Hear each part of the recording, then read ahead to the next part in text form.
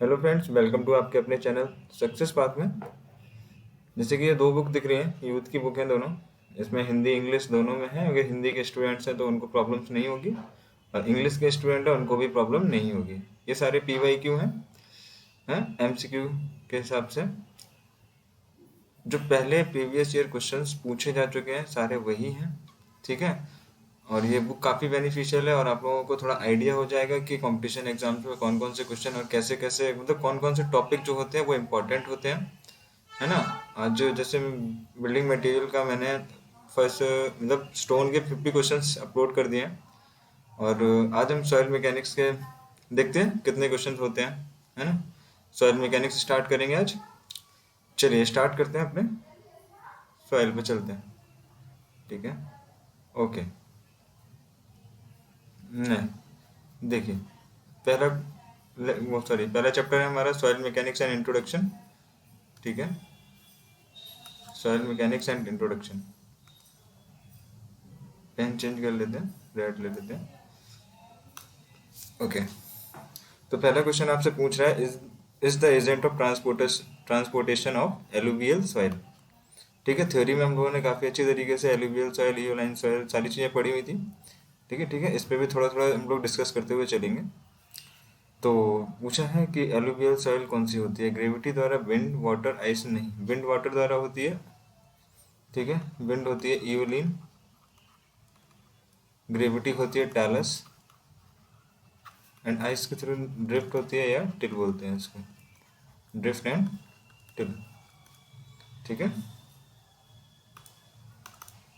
चलिए, हो गया। नेक्स्ट क्वेश्चन इसके बगल वाला कंप्लीट कर लेते हैं, क्योंकि बार बार पेज को ऊपर नीचे नहीं करने पड़ेंगे।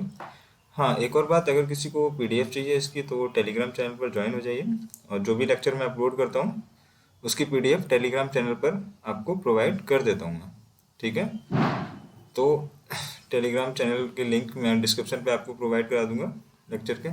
और हाँ, किसी को भी कोई भी प्रॉब्लम हुआ करे तो प्लीज़ कमेंट कर दिया कीजिए, और जो भी इस वीडियो पर नए हैं प्लीज़ चैनल को सब्सक्राइब कर दीजिए, क्योंकि ये बुक हम पूरी सॉल्व करेंगे, है ना। और कोई भी डाउट हो क्वेश्चन तो आप डाउट नीचे कमेंट पे लिख सकते हैं, ठीक है। चलिए, क्वेश्चन नंबर 3 है ये, और इसमें क्वेश्चन में पूछा गया है, व्हाट डज बेंटोनाइट कंटेन प्रेडोमिनेटली। मतलब बेंटोनाइट में मुख्य रूप से क्या होता है। क्या होता है बेंटोनाइट में, मुख्य रूप से मोंटोमोनाइट होता है, और बेंटोनाइट एक सॉइल है, ठीक है। इसके बारे में हम लोगों ने पढ़ा था। चलिए नेक्स्ट, बेंटोनाइट एक प्रकार की मृत्तिका होती है जिसमें मोंटोमोनाइट नामक खनिज अधिक मात्रा में प्राप्त है, और इसी मोंटोमोनाइट के कारण high shrinkage high shrinkage and high swelling होती है, ठीक है। Next question is fourth, honeycomb structure is found in, किसमें होता है, फाइन सिल्ट एंड क्ले में होता है कौन सा, हनीकॉम्ब स्ट्रक्चर, ठीक है। अब देखिए, ये था ग्रेविटी द्वारा, हवा द्वारा, हिम, जल जल जल जल द्वारा देखो एलुवियल सॉइल होती है, मरीन होती है, bottom of sea, bottom of sea, और लेगिस्टाइन सॉइल होती है क्या, बॉटम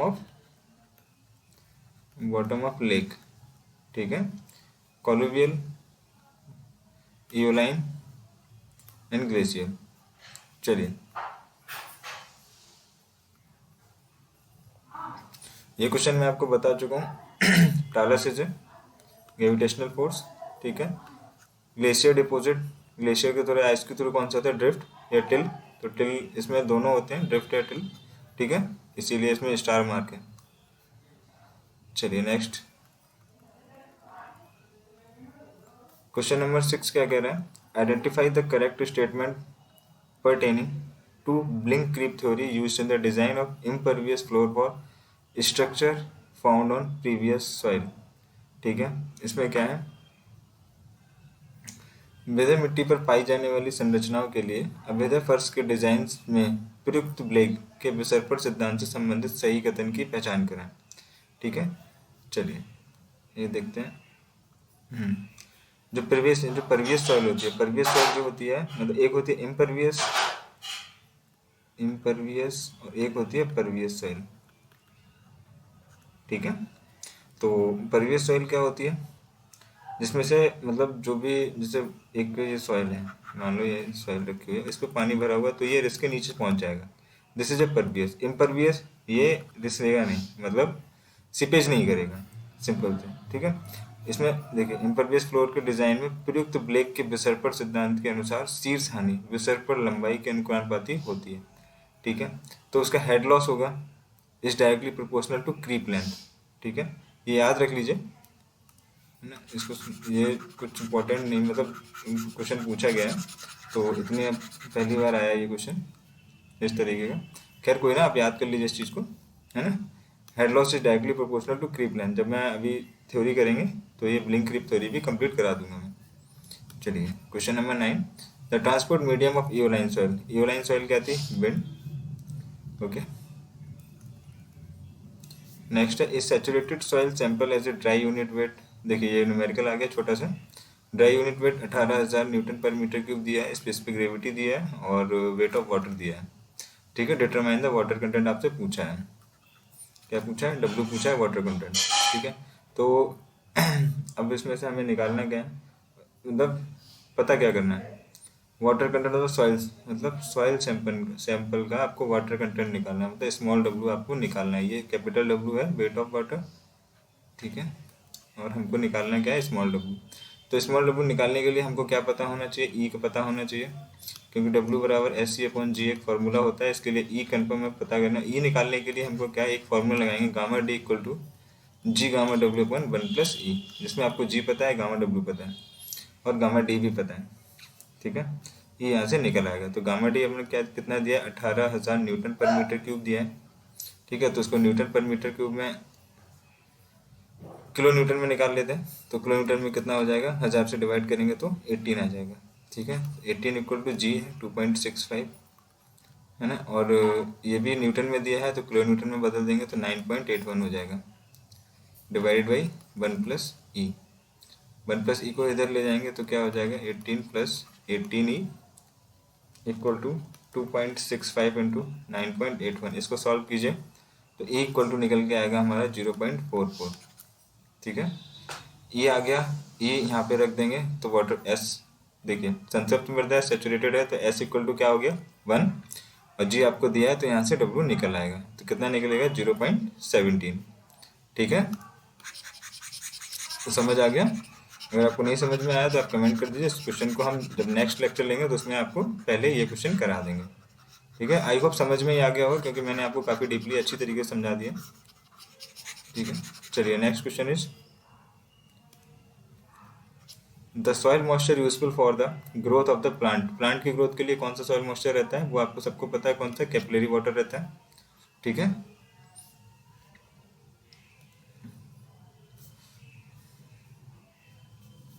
एक सेकंड, ज़्यादा नीचे आ गया क्या?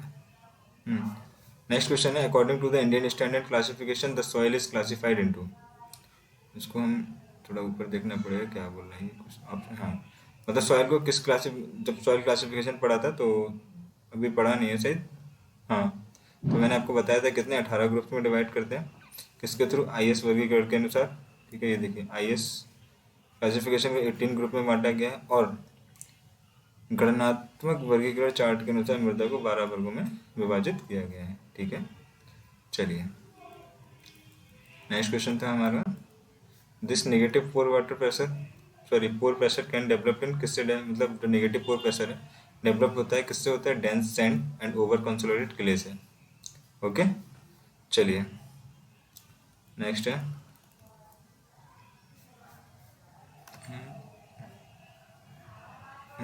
इसको थोड़ा सा सही कर लेते हैं। यस, आई होप ये थोड़ा सा शायद सही नहीं दिख रहा होगा, है ना। चलिए जो इंपॉर्टेंट क्वेश्चन है वो मैं आपको बता देता हूँ, मैं पढ़ दे रहा हूँ यहाँ पे क्योंकि नेक्स्ट पेज थोड़ा ठीक है। क्वेश्चन नंबर 13 क्या कह रहा है? The soil transported and deposit by gravitational forces. Gravitational forces से कौन सा था आपको पता है? टालस या कोलुवियल? कोलुवियल सॉइल, ठीक है। This is answer is colluvial soil. Next, the maximum size of clay particle. Clay particle का मैक्सिमम साइज कितना होता है? मैक्सिमम पूछा है, मिनिमम नहीं। मैक्सिमम होता है 0.002 mm और मिनिमम होता है 0.0002 mm, ठीक है। चलिए, common sand is a variety of किसके, क्वार्ट्ज के। ठीक है, बिल्डिंग मटेरियल में जब स्टोन पढ़ा था तो बताया था। The value of mobilised cohesion will be, कितना होता है, इक्वल टू सी, मतलब इक्वल टू सी। सी क्या है यहाँ पे, ससंजन का मान मतलब कोहेजन है। ठीक है, और एक सी होती है, ये थोड़ा सा सही से दिख नहीं रहा है, फॉर कोहेजन सॉइल के लिए है factor of safety equal to c upon c m. ये फॉर्मूला था, सी एम होता है मोबिलाइज्ड कोहेजन और सी होता है नॉर्मल कोहेजन। चलिए इसको छोड़ देते हैं इस पेज को। ठीक है, नेक्स्ट पेज पे चलते हैं। इस पेज को आगे जब कवर करेंगे तब कर लेंगे। ठीक है, चलिए, ये आई होप क्लियर होगा थोड़ा सा ये वाला पेज। क्योंकि क्वेश्चन बहुत सारे हैं और सब बहुत सारे रिपीटेड में हैं। जो क्वेश्चन हम छोड़ रहे हैं ना वो अभी आपको आगे बहुत सारे मिल जाएंगे, है ना। तो कोई ऐसा नहीं है कि मैंने कुछ क्वेश्चन छोड़ दिए हैं, मैंने कोई क्वेश्चन नहीं छोड़े हैं, वो आपको आगे मैं कवर कर दूंगा उसको। ठीक है, 20 कह रहा है the wind blow soil are associated with, वायु प्रवाह मिट्टी के साथ संबंध है किसका, लुइस का। ठीक है, हमेशा याद रखिए loess. And next, the swelling nature of black cotton soil is primarily done is to the presence of, मतलब किसके कारण होता है स्वेलिंग का नेचर, मोनोमोरोलाइट के कारण होता है, आपको पता होना चाहिए। और next question is glacier deposit soil are known as, glacier deposit क्या था, टिल या ड्रिफ्ट। ठीक है, next question, black cotton soil is unsuitable for foundation because it, क्या है, मतलब ब्लैक कॉटन सॉइल पर हम फाउंडेशन क्यों नहीं बना सकते हैं, क्योंकि under goes volumetric changes with the change atmosphere condition, atmosphere conditions के अकॉर्डिंग जो सॉइल के वॉल्यूमेट्रिक चेंजेस होते हैं वहाँ काफ़ी ज़्यादा हो जाते हैं, मतलब ज़्यादा ये देखो, ज़्यादा एक्सेसिवली व्हेन वेट, जब सूखती वो गीली होती है तो स्वेल कर जाती है, श्रिंक करती है, जब ड्राई होती है तो काफ़ी ज़्यादा, थोड़ी बहुत नहीं काफ़ी ज़्यादा हो जाती है दोनों। तो ये सारे ऑप्शन क्या होते हैं, ऑल ऑफ एबव। इसीलिए हम क्या करते हैं, ब्लैक कॉटन सॉइल पर फाउंडेशन नहीं बनाते हैं। ठीक है, नेक्स्ट है लोम इज अ मिक्सचर ऑफ, लोम किसका मिक्सचर है, सैंड सिल्ट एंड क्ले, तीनों का मिक्सचर है लोम। कोहेजन लॉस सॉइल कौन सी होती है, सैंड। लेगिस्टाइन सॉइल, अभी मैंने आपको प्रीवियस क्वेश्चन में मैंने आपको बता के रहा था कि लेगिस्टाइन सॉइल कौन सी होती है, बताइए, कमेंट कीजिए आप लोग, लेगिस्टाइन सॉइल कौन सी है, बताइए बताइए जल्दी बताइए। अभी मैंने पीछे ही आपको बताया, क्या, बॉटम ऑफ लेक और marine bottom of sea. Specific gravity of soil constituents haematite कितना होता है, 5 से 5.30।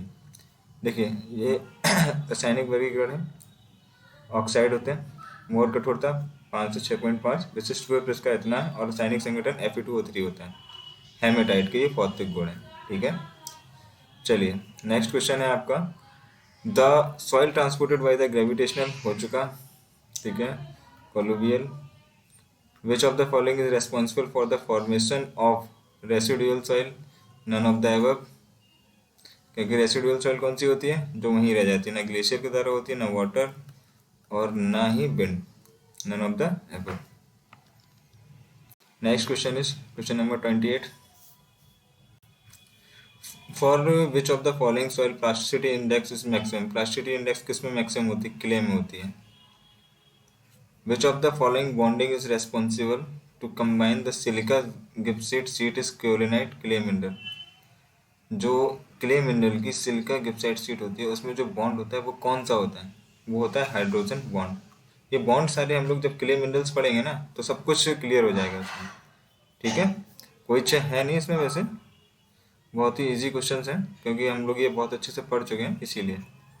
ठीक है, अब इसमें क्या है, which of the following show the correct order of increasing surface area of the given soil, दी हुई सॉइल्स में सबसे ज़्यादा, मतलब इंक्रीजिंग ऑर्डर में लिखना है सरफेस एरिया के अकॉर्डिंग।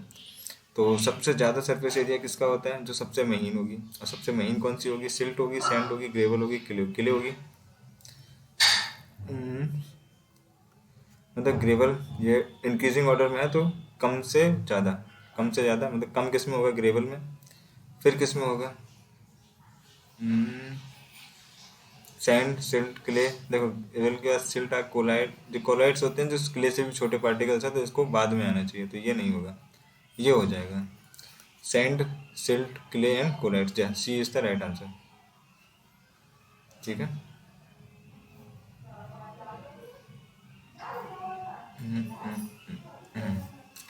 देखिए C is the right answer. Okay.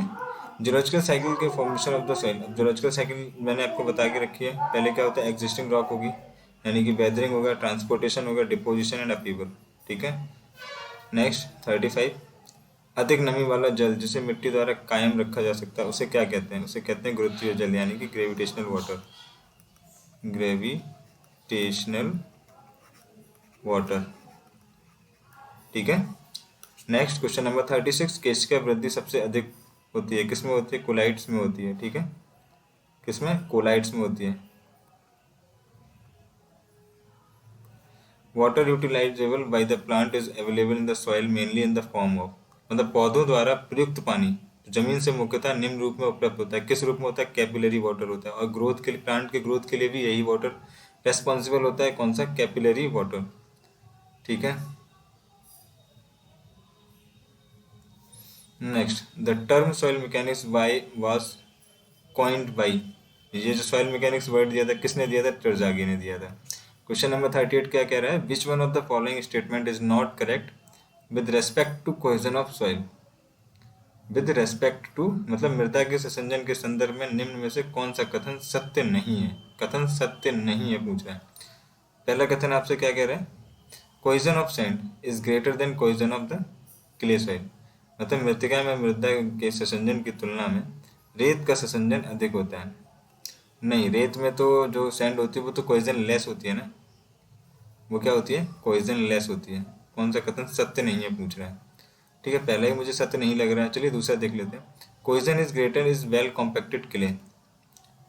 Cohesion is greater इन, हाँ, वेल कॉम्पैक्टेड क्ले में कोहेजन ज़्यादा होता है। ठीक है, ये सही लगा मुझे। ठीक है, देखते हैं।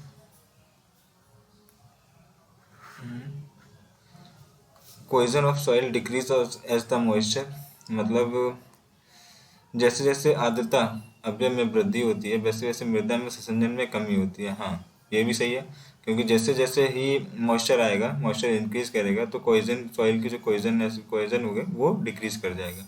Cohesion is independent of external load applied, मतलब ससंजन लगाए जाने वाले बाहरी भारों पर मुक्त होता है। हाँ, उससे कोई फर्क नहीं पड़ता है। ठीक है, ये भी सही है, ये भी सही है। क्वेश्चन जो ऑप्शन नंबर ए हम लोगों ने पढ़ा था वो थोड़ा गलत था। ये देखते हैं कौन सा था option number A. Option number A था cohesion of sand is greater than, मुझे उल्टा लिख दिया है। ठीक है, cohesion of clay is greater than cohesion of sand होता तो ये सही होता, लेकिन ये उसमें पूछा भी गलत गया था क्वेश्चन में, तो हमको गलत छांटना था। मृदा में ससंजन के संदर्भ में निम्न में से कौन सा कथन सत्य नहीं है? तो ये वाला सत्य नहीं है। ठीक है, चलिए आइए नेक्स्ट क्वेश्चन देखते हैं अपना। Soil transported by wind, aeolian. ठीक है, और which of the following is not a clay mineral. Clay mineral कौन सा नहीं है? इलाइट नहीं है, मोंटोमिलाइट, इलाइट। देखिए, अब क्ले मिनरल्स की बात आ गई है तो क्ले मिनरल्स के बारे में हम लोग थोड़ा सा पढ़ लेते हैं। क्ले मिनरल तीन होते हैं, एक होता है मोंटोमोरोलाइट, ये रहा। ठीक है, एक इलाइट एंड क्योलिनाइट। ठीक है, तीन क्ले मिनरल्स होते हैं। नेक्स्ट क्वेश्चन है आपका, रेत के कण किससे बने होते हैं? आपको भी पता होना चाहिए, चट्टानी खनिज पदार्थों से होते हैं। The collapsible soil is associated by, collapsible soil कौन सी है? लुइस सॉइल है। कोलेप्सिबल सॉइल कौन सी होती है? लुइस। ठीक है, चलिए next question is, gravel and sand belong to the following category of soil. Gravel और सैंड जो है किस कैटेगरी की सॉइल है? मतलब पहला ऑप्शन आपको एक्सपेंसिव है, या मरीन है, या कोहेसिव है, एलुवियल है। एलुवियल सॉइल ही है द ग्रेवल एंड सैंड। ठीक है, जो वाटर द्वारा ट्रांसपोर्टेड होती हैं वो सॉइल ग्रेवल और सैंड ही होती हैं। ठीक है, सैंड ज़्यादातर आपने देखी होगी पानी में ही पाई जाती है। Liquefaction process is generally seen is which type of soil. Liquefaction किसका प्रोसेस है? लूज सैचुरेटेड सैंड का। किसका? लूज सैचुरेटेड सैंड का। ओके,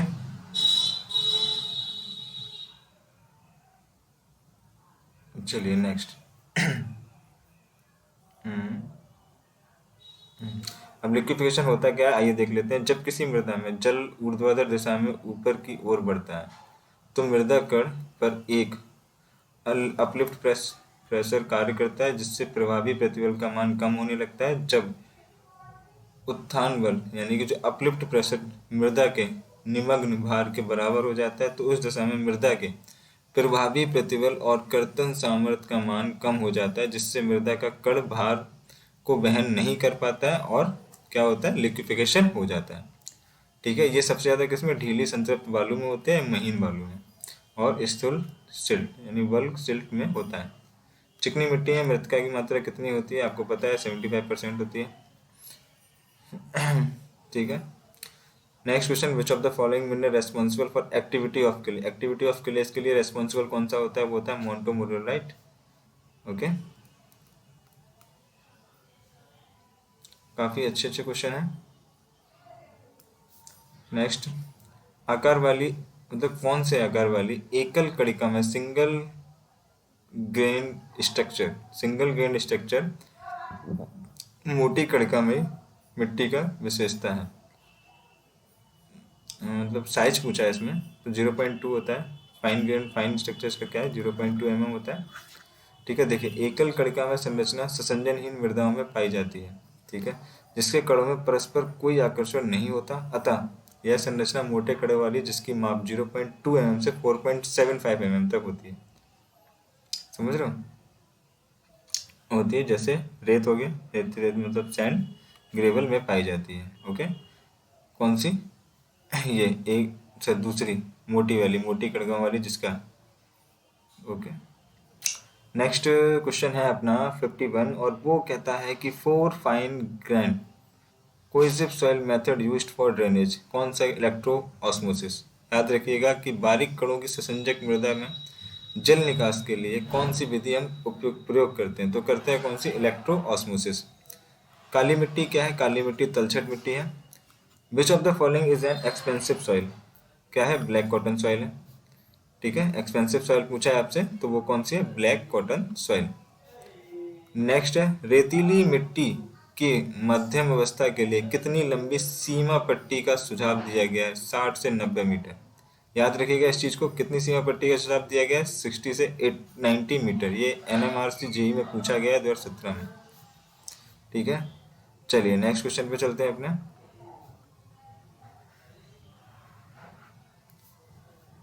नेक्स्ट है question number 55 is, in which soil structure are the particles arranged more or less parallel to each other.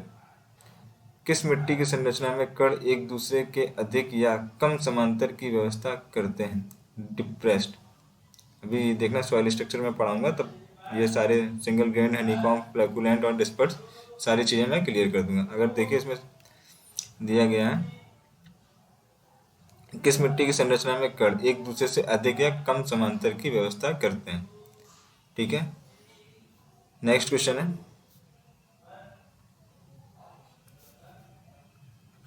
The ability of a material to endure alternate wet and dry condition for a long period without considerable deformation and loss of mechanical strength is called as। देखिए इसमें क्या बोला गया है, जो मतलब एक जो मिट्टी है काफ़ी लंबे समय तक वो गीली हो रही है और सूख रही है, गीली हो रही है, सूख रही है। ठीक है, लेकिन उसमें कोई भी मैकेनिकल स्ट्रेंथ उसकी लॉस नहीं हो रही है, तो वो क्या होगा, मतलब उससे क्या, ये एक डेफिनेशन है, किसकी डेफिनेशन है, मतलब उस पर सॉइल पर कोई प्रभाव नहीं पड़ रहा है, बार बार गीली भी हो रही है, बार बार सूख भी रही है, उसकी जो मैकेनिकल स्ट्रेंथ है वो लॉस नहीं हो रही है, तो वो क्या है, वेयरिंग रेसिस्टेंस है। ठीक है, क्या है, उस सॉइल की वेयरिंग रेसिस्टेंस अच्छी है। ठीक है, loess is a soil type, किस टाइप की सॉइल होती है, लुइस, विंड बॉर्न सॉइल है। ठीक है, next, a clay which contain kaolinite has an activity value of 0.4।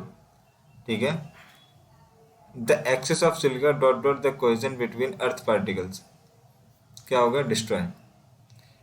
जब सिलिका की मात्रा ज़्यादा हो जाती है अर्थ पार्टिकल्स में तो वो डिस्ट्रॉय कर देते हैं कोहेजन। ठीक है, नेक्स्ट,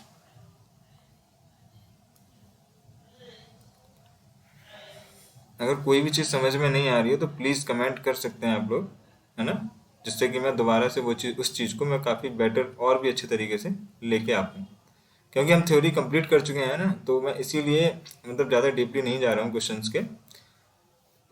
थ्योरी के लिए आप थ्योरी के प्ले लिस्ट में जाइए, उसमें सॉइल मैकेनिक्स की थ्योरी है, ठीक है, आप उस पर देख के पढ़ लीजिए, जिससे कि आपको सारे क्वेश्चंस की क्लियर हो जाएंगे। क्वेश्चन नंबर 61 आपसे क्या कह रहा है, which of the following is practically impermeable. Practically impermeable क्या है, clay. Capillary action due to adhesion और कोइजन दोनों के कारण होता है कैपिलरी एक्शन। टालस कौन सी है, टेल लुइस लेकेस्टैन, ये हम पढ़ चुके हैं, इसको पढ़ाने की जरूरत नहीं है। ये क्वेश्चन काफ़ी बार आता है, मोस्टली पूछा ही जाता है, तो मैं आपको काफ़ी बार ये बता चुका हूँ। क्वेश्चन नंबर 65 क्या कहता है, magnitude of capillary rise is more than. किसका वृद्धि का परिमाण किससे अधिक है, क्ले से। ठीक है, zone of the soil affected, अभी ये जॉइन हमने कंप्लीट नहीं किया है, तो ये क्वेश्चन हम नहीं करेंगे अभी। ठीक है, लेकिन अब आ गया है तो थोड़ा सा देख लेते हैं, देखने में क्या, क्वेश्चन याद ही कर लीजिए। जो चीज़ समझ में नहीं आया उसको हम क्या करते हैं, याद कर लेते हैं। ठीक है, तो हम क्या करेंगे, जब अपने थ्योरी क्लास चलेगी तो इसमें जो भी जोन 1 जोन 2 मतलब 4 जोन होते हैं, सारे जोन्स मैं क्लियर करा दूंगा। Zone of the soil affected by capillary action क्या होता है, capillary fringe and capillary zone दोनों। ठीक है, next is which of the following is not A correct statement about alluvial soil. के लिए जो करेक्ट स्टेटमेंट दिए हैं, कौन सा इसमें से नॉट ए करेक्ट, मतलब सही नहीं है। It is form due to sediment transported by stream and river, alluvial soil. ठीक है, it is darker in colour, they commonly maintain, हाँ डार्कर इन कलर होता है, लेकिन ये नहीं है, क्योंकि दे कंटेन मेनली, जरूरी नहीं कि आयरन एंड मैग्नीशिया ही हो, मेन कंटेंट ये नहीं है। ठीक है, they are loamy soil, loamy soil भी हो सकती है, बलुई मिट्टी, हाँ बलुई मिट्टी होती है। ठीक है, चलिए नेक्स्ट आंसर देख लेते हैं, सही है, सी है। हाँ, ये करेक्ट नहीं है। ठीक है,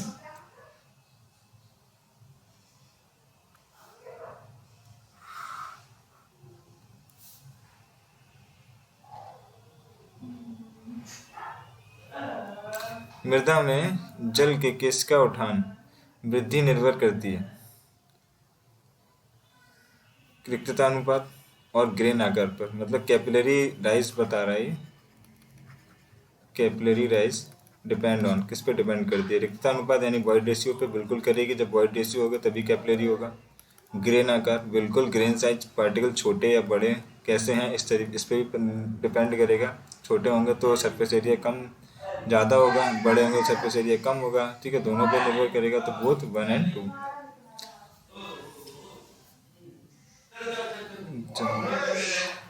नेक्स्ट क्या है, चलिए क्या होगा, लूज पीट, पीट इज ऑर्गेनिक सॉइल। ये अभी तक क्वेश्चन नहीं आया तो मैं इसको बता देता हूँ, पीट इज ऑर्गेनिक सॉइल। ठीक है, ओके, एक मिनट रुकिए।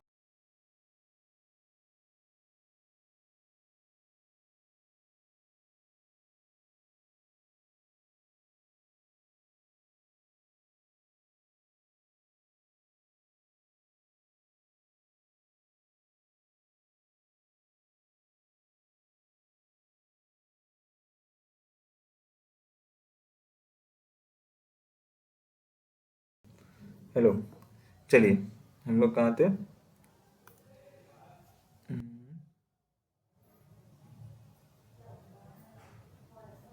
हम लोग थे, हाँ यहाँ, which of the following statement is false, कौन सा स्टेटमेंट गलत है। ठीक है, ऑप्शन नंबर फर्स्ट आपको दे रहा है, clay deposit are more porous than sand beds. ठीक है, बालू तल की अपेक्षा मृतिका निपेच अधिक सरंध्र होती है, गलत। जो क्ले होती है बहुत छोटे छोटे पार्टिकल्स होते हैं और ये डेंस हो जाती है। ठीक है, और सैंड में पोरस मतलब ज़्यादा होते हैं, सैंड में ज़्यादा होते हैं पोरस और क्ले में कम होते हैं। Presence of organic matter in soil decrease the bearing capacity of A soil. ठीक है, ऑर्गेनिक मैटर जब प्रेजेंस होता है तो उसकी बियरिंग कैपेसिटी डिक्रीज हो जाती है। The change of moisture content change the value of angle of repose. ठीक है, अच्छी बात है, मतलब अच्छी क्या, सही बात है कि मॉइस्चर कंटेंट जब चेंज होगा तो उसका एंगल ऑफ रिपोज भी चेंज हो जाता है। ठीक है, नन ऑफ द अबव, दोनों नहीं, ये तो होगा ही नहीं, ये सही है, मतलब नन ऑफ द अबव, ये भी सही है, ये भी सही है, ये मुझे गलत है, ये इज द क्ले डिपॉजिट, मतलब उल्टा है ये। ठीक है, बस और कुछ नहीं। Next, which of the following soil has the finest grain, सबसे फाइनेस्ट ग्रेन्स किसके होते हैं, क्ले के होते हैं। ग्रेन्स का मतलब पार्टिकल साइज जिसके फाइन होते हैं। चलिए नीचे से इसको ऊपर ले चलते हैं। On batting cohesive soil, question पूछा गया है आपसे, ऑन बैटिंग वेटिंग मतलब गीली, गीली मिट्टी पर कोहेसिव सॉइल होती है। लेस परमिएबल, परमिएबल कम होगी, सही बात है। ग्रोथ शियर स्ट्रेंथ नहीं। लूज इलास्टिसिटी मतलब प्रत्यास्थता कम हो जाती है। Decrease their shear strength, shear strength कम हो जाती है। मतलब गीली होती है जब कोहेसिव सॉइल, शियर स्ट्रेंथ कम हो जाती है, ठीक है।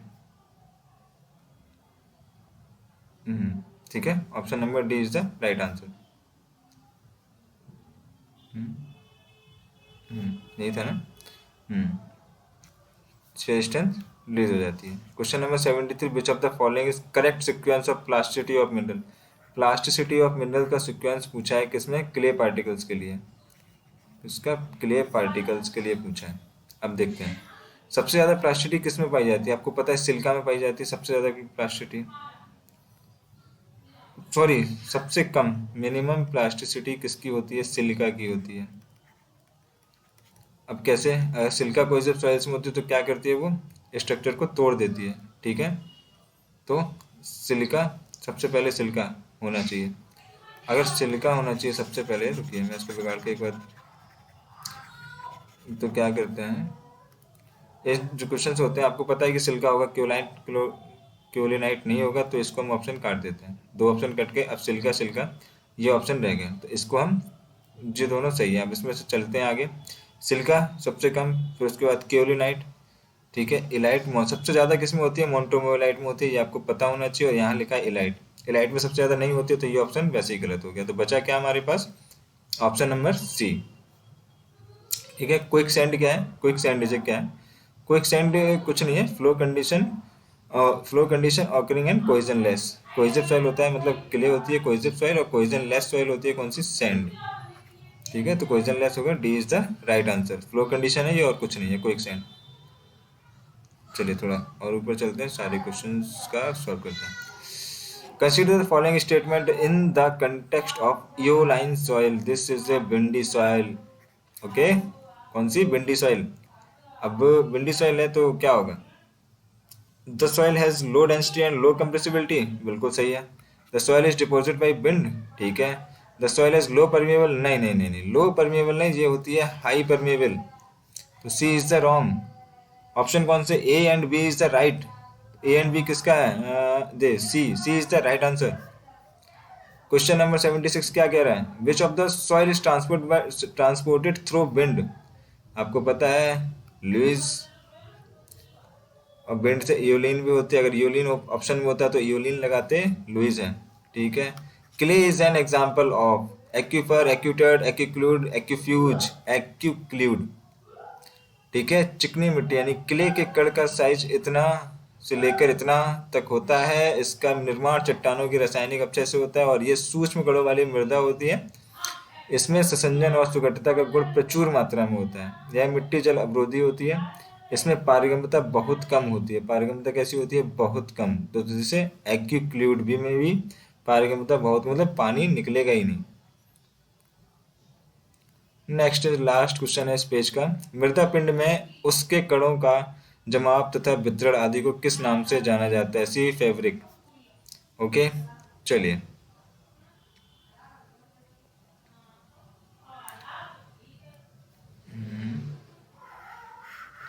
Next question.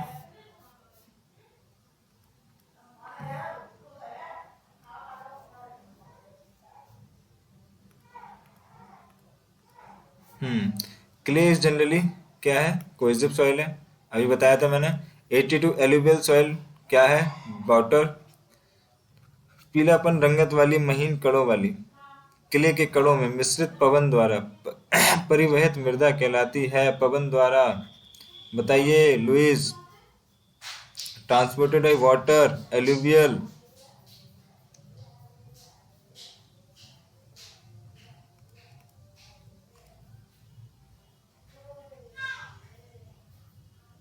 हम्म